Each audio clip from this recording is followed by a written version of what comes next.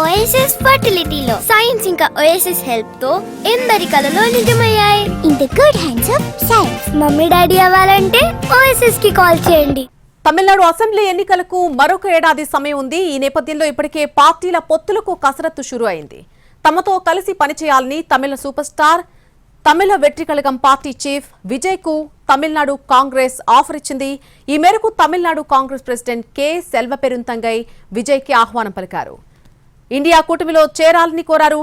Secularist గా ఉన్నటువంటి విజయ్ తమతో కలిసి పనిచేస్తే హిందుత్వ శక్తులపై పోరాటం చేయవచ్చని తెలిపారు.